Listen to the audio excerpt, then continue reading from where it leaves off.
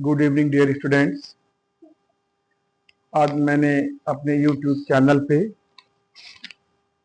कुछ क्वेश्चंस लाया हूं जो आपके जेई एंट्रेंस के लेवल के हैं। ये क्वेश्चन जो मैंने यहाँ पर लिखा हुआ है ये 2015 जेई के एडवांस में आ चुका है। कोई बहुत टफ क्वेश्चन नहीं है, थोड़ा कैलकुलेशन इसमें है और ज़्यादा कुछ नहीं, डायरेक्ट फार्मूले पर ही बेस्ड है ये क्वेश्चन। ठीक है, तो आइए इसको हम आज थोड़ा सा इसको ट्राई करते हैं सॉल्व करने की। क्वेश्चन हमारा ये है, in an aluminium bar of square cross section a square hole is drilled and is filled with iron as shown in the figure.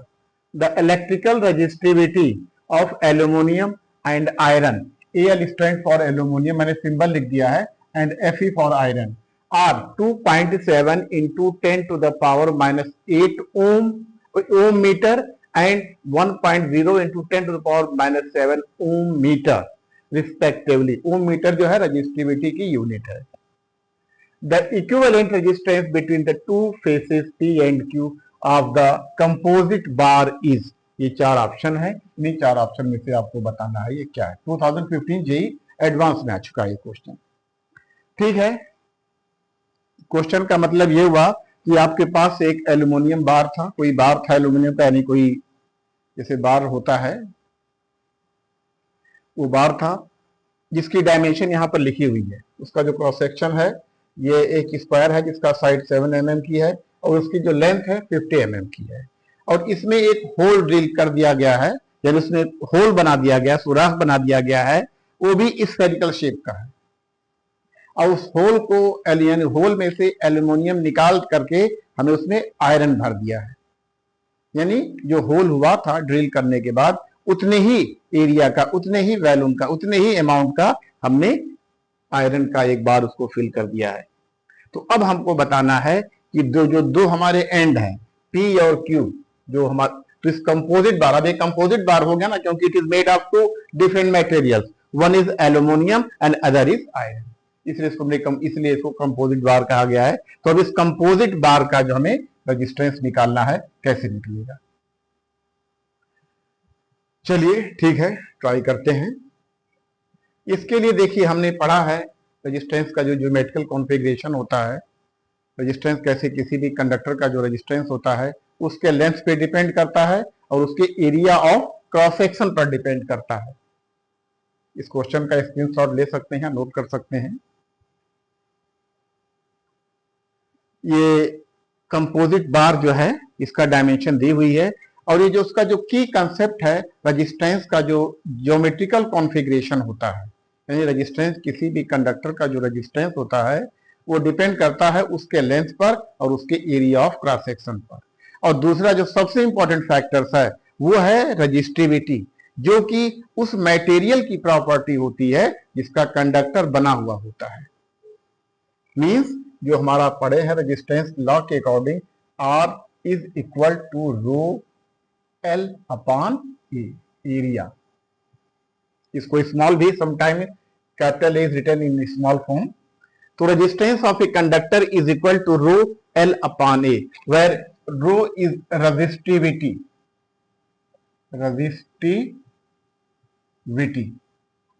L length of conductor, length A या A area of cross section, area of cross section. Basic concept इसमें यही लगाना है, क्योंकि हम इस फार्मूले को हाई स्कूल से ही पढ़ते हुए आ रहे हैं। चलिए ठीक है, हम देखते हैं बस थोड़ा सा इसको क्या कर दिया गया है, इस एल्यूमिनियम बार को, इस बार को कंपोजिट कर दिया गया है, यानी इसमें कॉम्बिनेशन है एल्यूमिनियम का और आयरन का। तो दोनों हमें डिफरेंट तरह से, दोनों जो है अलग अलग सेपरेटली हमको इसको रेजिस्टेंस दोनों का निकालना है।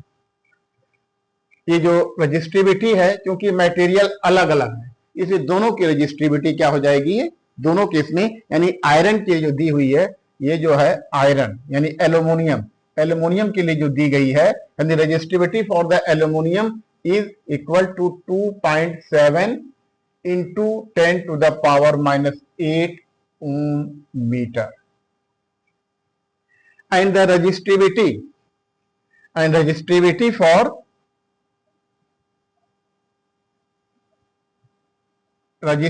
for iron is equal to 1.0 into 10 to the power minus 7 ohm meter. Ohm meter is the unit for resistivity. और क्या क्या इसमें दिया हुआ, इसे क्या कर सकते हैं, देखिए दोनों का एरिया ऑफ क्रॉस सेक्शन अलग अलग है। यानी आयरन का जो आयरन बार जो है उसका एरिया ऑफ क्रॉस सेक्शन ये छोटा वाला, क्योंकि आयरन बार है, ये आयरन है ये, और जो बड़ा वाला है ये जो एरिया ऑफ क्रॉस सेक्शन है ये एल्यूमिनियम के लिए है। बस फर्क यही था कि हमने इसमें ड्रिल करके होल बना करके एल्यूमिनियम की जगह पे थोड़ा हमने आयरन डाल दिया है। सब कुछ वही है, बस हमने उसको कंपोजिट बना दिया है। इसलिए लेंथ दोनों की सेम है। जितनी लेंथ हमारे एल्यूमिनियम की है पी और क्यू की है, उतनी ही सेम लेंथ जो है हमारी पी की, जो लेंथ पी क्यू की आयरन के लिए है वही लेंथ हमारी किसके लिए है, आयरन के लिए भी है। मींस लेंथ फॉर एल्यूमिनियम, इसको हम नाम से, हालांकि इसको 1 2 भी लिखा जा सकता है, 1 फॉर एल्यूमिनियम, ये हमारी है 50 mm। 50 mm, इसको आप मीटर में कन्वर्ट करें ताकि सारे सब कुछ ऐसा यूनिट में आ जाए। 50 into 10 to the power minus 3 metre हो जाएगा। And the length for iron Fe is equal to 50 mm, means 50 into 10 to the power minus 3 metre. ठीक, एरिया क्या होगा दोनों का, देखिए पहले जो बड़ा वाला क्रॉस सेक्शन है, इसी क्रॉस सेक्शन को काट करके ही हमें इसमें क्या डाला गया है, आयरन डाला गया है। तो एरिया जो हो जाएगा इक्विवेलेंट, यानी effective area for aluminium section, aluminium section के लिए कितना होगा, इसका एरिया कितना पहले जो था 7 था, यानी 7 mm है, 7 का स्क्वायर माइनस इसमें जो इसको निकाल देंगे 2 का स्क्वायर हो जाएगा। लेकिन ये मिलीमीटर में है, इसलिए जो यह एरिया आएगा ये 10 to the power minus 6 metre square में आएगा। ध्यान रहे, इफेक्टिव एरिया फॉर एल्यूमिनियम, यानी ये जो एरिया है, area for aluminium is equal to 45 into 10 to the power minus 6 metre square. ये बात समझ में आ रही है कैसे किया गया है, क्योंकि ये जो बड़ा जो क्रॉस सेक्शन है इसी में से काट करके हमें आयरन भरा गया है। तो यह जो इफेक्टिव एरिया एल्यूमिनियम के लिए होगा, इसमें से आयरन बार हट करके कॉपर आ जाएगा। तो इसलिए हमने पहले इसको निकाला है सिर्फ एल्यूमिनियम का एरिया। और इसी तरह से इफेक्टिव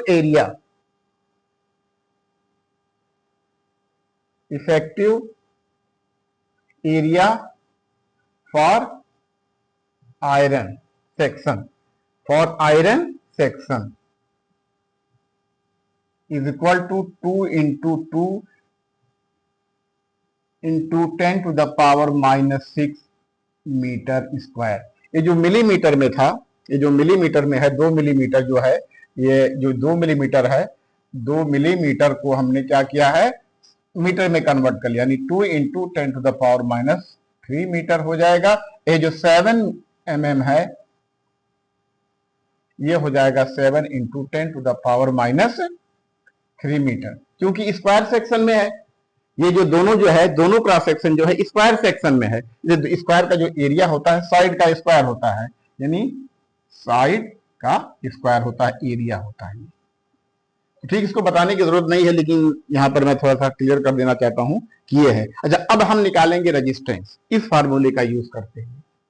मटेरियल जो है दोनों का डिफरेंट है, इसलिए रेजिस्टिविटी भी दोनों की डिफरेंट होगी। इसलिए हम जो निकालेंगे resistance for the aluminium is equal to rho L upon A. ये हमारा है एल्यूमिनियम की, लेंथ भी हमारी है एल्यूमिनियम की, एरिया भी हमारा किसका है, एल्यूमिनियम का। इसको जब सॉल्व करेंगे, इसकी वैल्यू रखेंगे, एल्यूमिनियम की रेजिस्टिविटी कितनी है 2.7 into 10 to the power minus 8 ohm metre, length is 50 mm, जो 50 mm है इसको हमने 50 मीटर में कन्वर्ट कर दिया, 50 into 10 to the power -3 metre divided by area कितना आया है इसका एल्यूमिनियम के लिए, हमने अभी कैलकुलेट किया है ना 45 into 10 to the power -6 metre square आया है।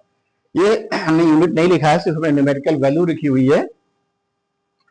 तो अब इसको जब कैलकुलेट करेंगे, देखिए 2.7 है, ये 50 है, 10⁻³ है, इसको जब कैलकुलेट सिंप्लीफाई करेंगे तो इसका जो वैल्यू आएगी, देखिए इसको हम यहां कर दे रहे हैं, ये जो है इसको हम पहले इसको पावर को सॉल्व कर ले रहे हैं, ये 2.7 इंटू 50 इसको हम कर दे रहे हैं 27 into 5 into 10 to the power minus, ये ऊपर -8 -3 -11, ये 10 टू द पावर 6 ऊपर जाएगा प्लस हो जाएगा, यानी ये कितना हो जाएगा -5 अपॉन 45। तो समझते होंगे, सिंपली मैथमेटिक्स है, मैथमेटिक्स का कैलकुलेशन है। तो ये आपने देखा कि किस तरह से जो है उसका एरिया निकल करके, जो रेजिस्टेंस निकल के आ रहा है, इसको जब सिंप्लीफाई करेंगे, देखिए 5 9 5 9 the 45 and 9 3 the 27 means it will come as 3 into 10 to the power -5। Resistance की यूनिट क्या होती है ध्यान रहे, यानी जो एल्यूमिनियम सेक्शन का जो रेजिस्टेंस निकल करके आया है 3 into 10 to the power -5 ohm. Similarly resistance for iron, iron section जो है Fe हमने आयरन लिखा है, Fe is a symbol for iron, इसको जब दिखाएंगे सेम फार्मूले का यूज करते हुए, यानी resistivity for iron is 1.0 into 10 to the power -7 and length is same 50 है, लेंथ 50 है, 50 into 10 to the power -3 upon area कितना है 4 मिलीमीटर जो था 4 into 10 to the power -6 metre square है। इसको सिंप्लीफाई जब करेंगे तो इसकी जो वैल्यू आएगी, देखिए इसको यहीं पे कर लेते हैं हम, 10 टू द पावर -7, पहले इसको सॉल्व करते हैं, 10 to the power -7 10 to the power -3 10 to the power -10 हो गया, ये जब ऊपर जाएगा तो प्लस हो जाएगा, यानी इसको हम लिख सकते हैं, we can write as 50 divided by 4 into 10 to the power -4। ध्यान रहे रेजिस्टेंस पर निकाल रहे हैं, इसलिए इसकी यूनिट, ये सिंबल जो है ओम का सिंबल होता है, ये जो है ओम सिंबल है, रेजिस्टेंस का सिंबल होता है, रेजिस्टेंस की यूनिट होती है ओम। तो हमने देखा ये इतना आ गया है। अच्छा, इसको सिंप्लीफाई अगर हम करें, देखिए जो आया है 50/4, तो इसको लिख सकते हैं 12.5 इंटू 10 टू द पावर -4 ओम, या अगर इसको हम थोड़ा सा पावर हम सेम करना चाहते हैं ताकि कैलकुलेशन में आपको इजी होगी, ये हो जाएगा 125 इंटू 10 टू द पावर -5 ओम। ये बात समझ रहे ना, ये 12.5 इंटू 10 टू पावर -4 था, अब हमने इसको 125 इंटू 10 टू द पावर -5 कर दिया है। ये सिंपली मैथमेटिक्स है, इसमें कोई ऐसी चीज नहीं है कि टेक्निकल चीज को बताना है, सिर्फ मैथमेटिक्स का हुआ है। ठीक है, इसको मैं मिटाता हूं, अब चाहे तो इसको आप जो है देख सकते हैं, इसको आप स्क्रीनशॉट ले लीजिए या नोट कर लीजिए, या वीडियो पॉज करके इसको अपने खुद से सॉल्व करने की कोशिश भी कीजिए, सब हो जाएगा। अब दोनों रेजिस्टेंस सबको निकल चुका है, यानी we have found the resistances of the composite bar separately, यानी कॉपर एल्यूमिनियम का हमने अलग निकाला है और आयरन का हमने अलग, दोनों का निकाला है। अब हमें निकालना है equivalent resistance, the equivalent resistance between the two faces P and Q। चलिए ठीक है, इतना आपने कर लिया, अब मैं इसको मिटा रहा हूं।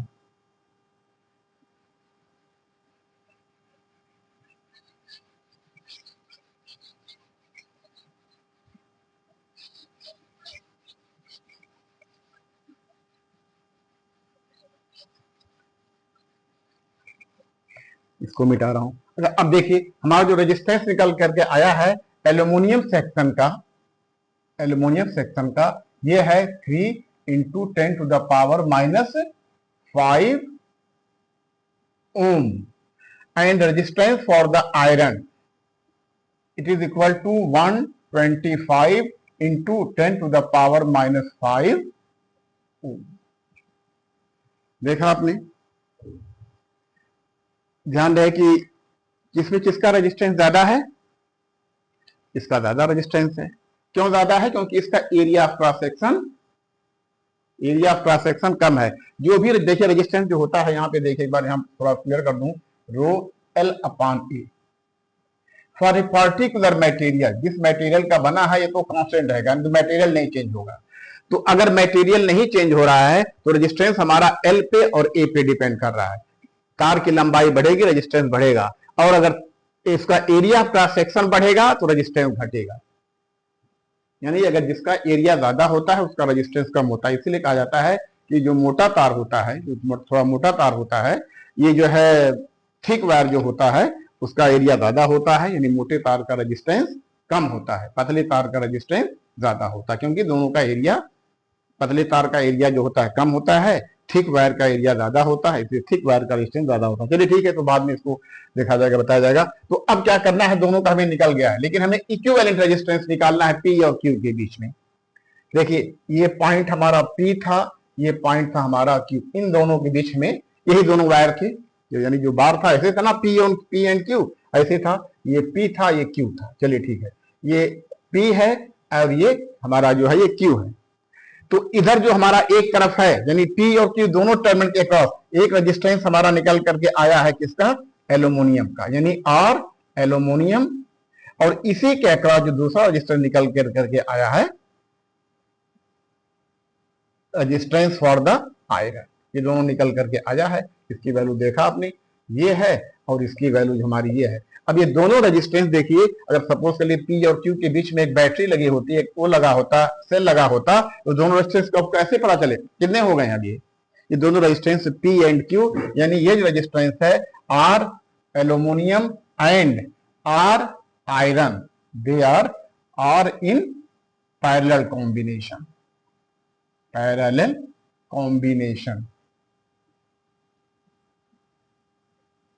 क्योंकि दोनों सेम ही टर्मिनल है, यानी एल्यूमिनियम भी हमारा जो है पी क्यू के अक्रॉस है और आयरन भी पी क्यू के अक्रॉस है। ये दोनों का जो रेजिस्टेंस हो जाएगा, इफेक्टिव रेजिस्टेंस जो होगा, पैरेलल कॉम्बिनेशन से निकाला जाएगा। और जानते हैं दो पैरेलल कॉम्बिनेशन का जो रेजिस्टेंस होता है R1 into R2 upon R1 plus R2 होता है। ये यहाँ पे R1 RFE है और R2 R एल्यूमिनियम, सॉरी हाँ, आर जो RFE जो है R2 है। दोनों की वैल्यू पुट कर दीजिए, यानी 3 into 10⁻⁵ into 125 into 10⁻⁵ upon 3 into 10⁻⁵ plus 125 into 10⁻⁵।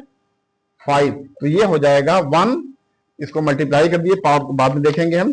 3 into 125, तो ये हो जाएगा 375 इंटू 10⁻⁻10 अपॉन 3, इसको कॉमन ले लीजिए, 10⁻⁵ कॉमन ले लीजिए, तो 3 प्लस 125 यानी 128, ये हमारा हो जाएगा रेजिस्टेंस, यानी ये हमारा आएगा ओम में। इसको जब सिंप्लीफाई करेंगे तो ये हो जाएगा 375 अपॉन 128 इंटू 10⁻⁵ ओम, ये हमारा रेजिस्टेंस होगा।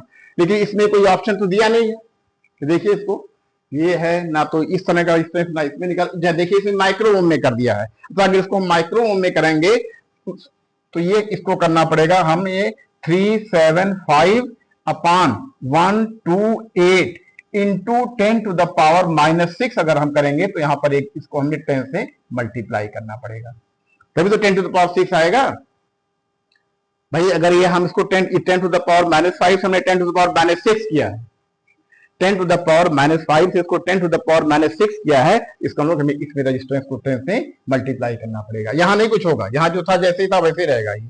तो अब ये हमारा हो गया, देखिए ये जो रेजिस्टेंस हो गया है 3750 अपॉन 128 इंटू 10⁻⁻6 ओम है।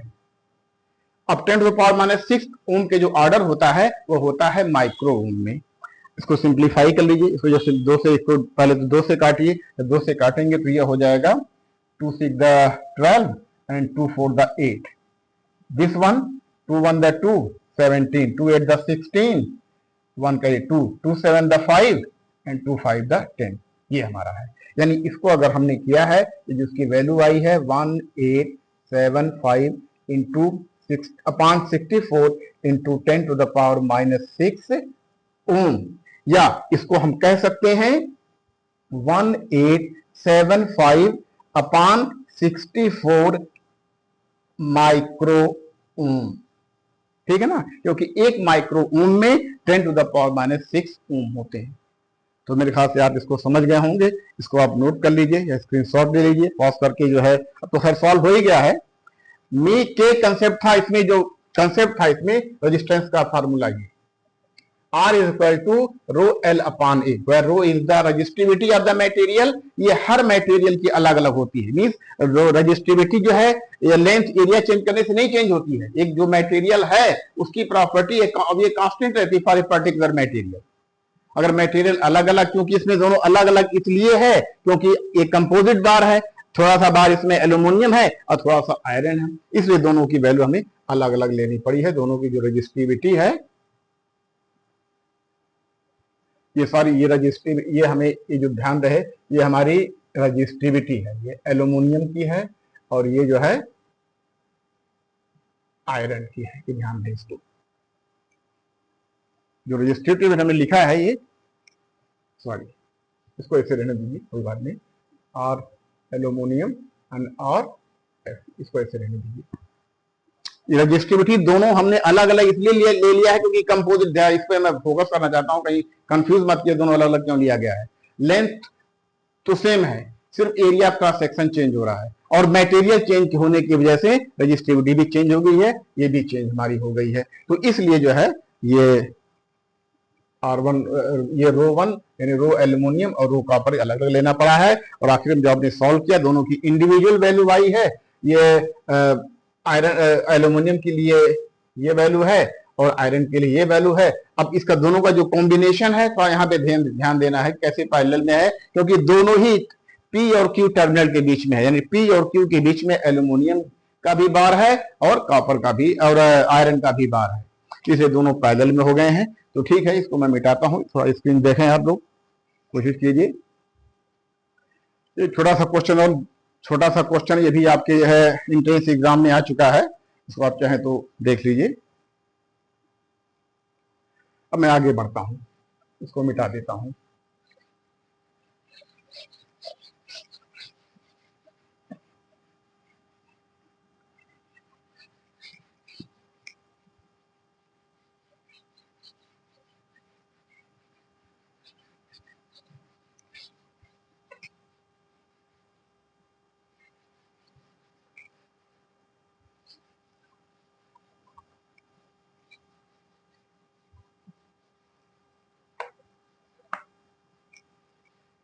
एक छोटा सा क्वेश्चन और है, ये भी आपके, ये क्वेश्चन तब का है, मुझे अच्छी तरह मालूम है, जब हम लोग पढ़ते थे उस वक्त एंट्रेंस में कभी आया था, IIT के एंट्रेंस में आया था। क्वेश्चन ये है कि 3 कॉपर वायर, क्वेश्चन ये है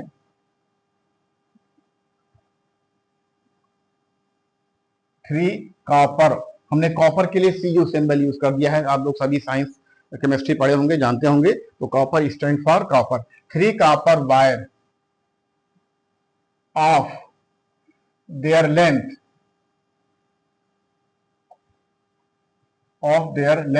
in the ratio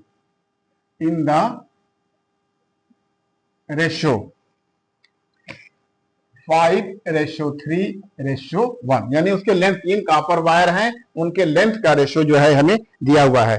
and there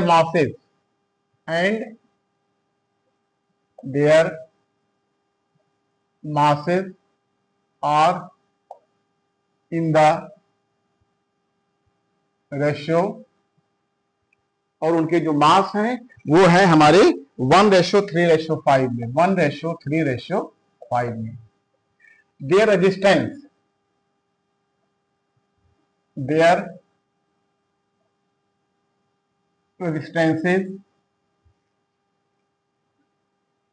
will be in the ratio in the ratio, इसके लिए भी ऑप्शन है 1:3:5, B 5:3:1, C 125:15:1, D 1:15:125। इसका रेशियो बताना है। यानी कॉपर के 3 वायर हैं। अब देखिए इसमें मटेरियल सेम है, मटेरियल नहीं चाहिए, तीनों वायर हैं, 3 वायर हैं, तीनों का जो है मेड ऑफ कॉपर, तीनों कॉपर के बने हुए हैं। सिर्फ उसमें हमें क्या दिया हुआ है कि उसके लेंथ का रेशियो दिया हुआ है। यानी जो पहला वायर है उसके लेंथ अगर मान लेते हैं 5, तीसरे की है लेंथ जो है ये, तीसरे की लेंथ जो हमारी हो जाएगी, दूसरे की लेंथ हो जाएगी ये L2 और तीसरे की लेंथ है ये L3, ये दिया हुआ है। और इसमें दिया है मास। अब रहा सवाल कि रेजिस्टेंस मास पे कैसे डिपेंड करता है। अगर आप लोग पढ़े होंगे बहुत अच्छी तरह से, मास का रिलेशन बिल्कुल रेजिस्टेंस से होता है, क्योंकि मेन जो रजिस्टिविटी होती है उसके लिए एक फार्मूला है जो आपको आगे मैं आपको बताऊंगा कैसे कैसे कैसे क्या होता है। फिलहाल आप देखते हैं कैसे इसको हमने यहाँ पर मास से रेजिस्टेंस को कैसे रिलेट किया गया, कैसे रिलेट होता है। मास के लिए क्या फार्मूला होता है, mass is equal to volume into density, volume into density. यानी जो द्रव्यमान होता है आयतन गुणे घनत्व के बराबर होता है। मीन्स अगर हम इसको मास को m कर दें तो वॉल्यूम जो हो जाएगा v, डेंसिटी को हम यहाँ पर ले रहे हैं d। हालांकि डेंसिटी को ज्यादातर रिप्रेजेंट क्या आता है रो से, लेकिन रो हमें रजिस्टिविटी होती है यहाँ पर, इसलिए कंफ्यूजन को दूर करने के लिए डेंसिटी को हमने क्या लिया है, ये d लिया है। Mass into v into D, यहाँ पर v mass equal to v, यहाँ पर v हमारा वॉल्यूम है, v जो है वॉल्यूम यानी आयतन है, और d जो हमारी है डेंसिटी है, डेंसिटी यानी ये मास डेंसिटी है, जो d का मतलब यहाँ पे मास डेंसिटी है ये। तो ठीक है, जो वॉल्यूम होता है जानते हैं वॉल्यूम क्या होता है, वॉल्यूम जो होता है v is equal to area into height या लेंथ, a इंटू एल होता है। यहाँ पर a इंटू एल, यानी जैसे कोई कॉपर वायर है, कॉपर वायर जल्दी ऐसी होता है कॉपर वायर जो होता है ये, तो ये तो उसका एरिया निकालेंगे, आप क्रॉस सेक्शन से निकाल लेंगे, ये उसकी लेंथ हो जाएगी और ये उसकी लेंथ हो जाएगी, और ये हमारा हो जाएगा उसका एरिया ऑफ क्रॉस सेक्शन हो जाएगा। तो वॉल्यूम क्या हमारा हो गया A इंटू एल। तो अब देखिए मास क्या होगा, mass is equal to volume, volume into density, volume हमारा कितना है A into L into D, क्योंकि जो रेजिस्टेंस का जो रिलेशन होता है R is equal to rho L upon A. यहां पे रजिस्टिविटी है, लेंथ है, एरिया ऑफ क्रॉस सेक्शन है, मटेरियल सेम है, तीनों वायर कॉपर के बने हुए हैं, इसलिए रजिस्टिविटी की वैल्यू सबके लिए क्या होगी, सेम होगी। तो चलिए ठीक है, ये तो हमारा निकल गया है, mass into A L into D हो गया। तो इससे हम निकाल सकते हैं क्या, यानी जो ये मास आया है ए एल इंटू डी, ये तीनों टर्म पता ना, एरिया है, लेंथ है, डी डेंसिटी है। तो अब इससे हम लिख सकते हैं area is equal to what, mass upon L into D, है ना। Area is equal to mass upon L into D, mass है, एल लेंथ है, length of the conductor, and D is the density, जो material जिस material का बना है उसकी डेंसिटी है ये।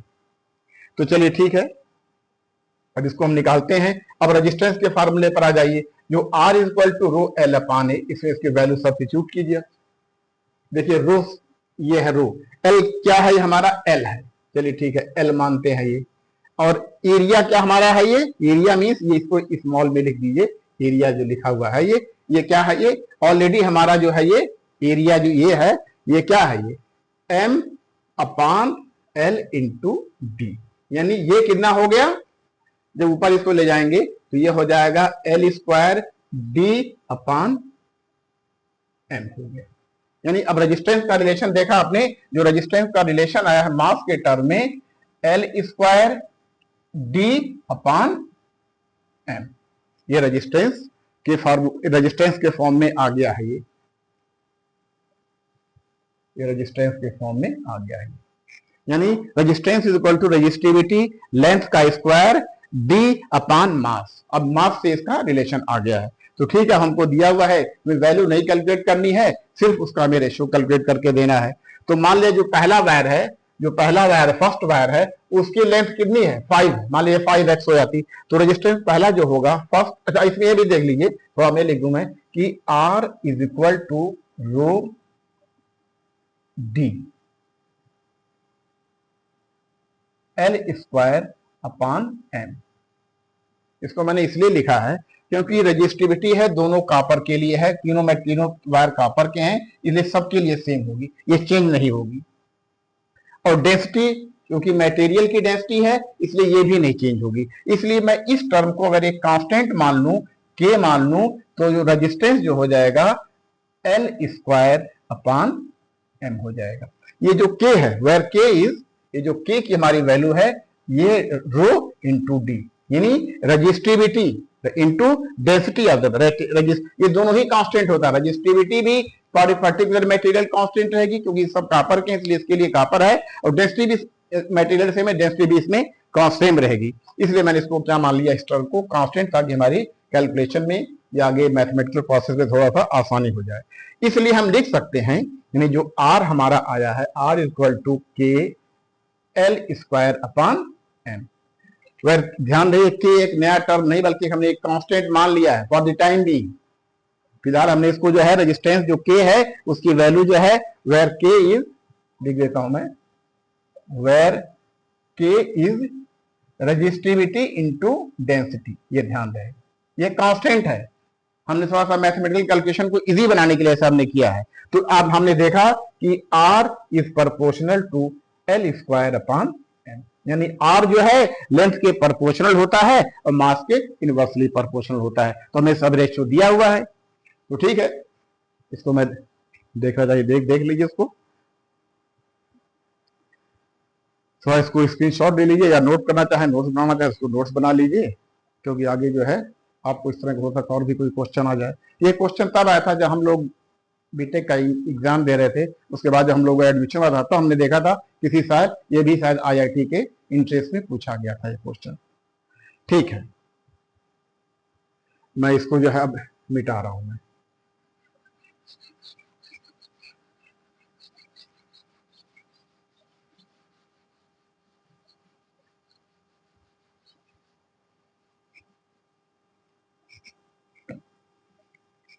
R1 यानी फर्स्ट वायर का रेजिस्टेंस ऑफ फर्स्ट वायर,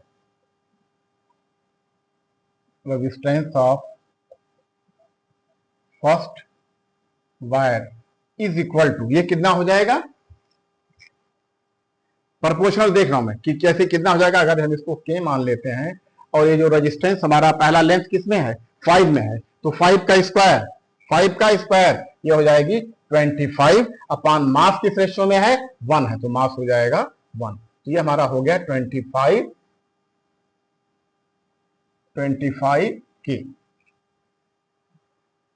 के कांस्टेंट है। इसी तरह से R2 resistance of second wire is equal to K, length के प्रोपोर्शनल है, उसकी लेंथ किसमें है 3 है, तो ये हो जाएगा 3 का स्क्वायर अपान मास किसमें है, ये भी 3 में है, तो ये हो जाएगा 9, यानी ये हो जाएगा 3 के, क्योंकि 3 इंटू 3 9 को 3 से डिवाइड करेंगे तो 3 आ जाएगा, 3 क्या आ जाएगा ये। फिर देखिए resistance of the third wire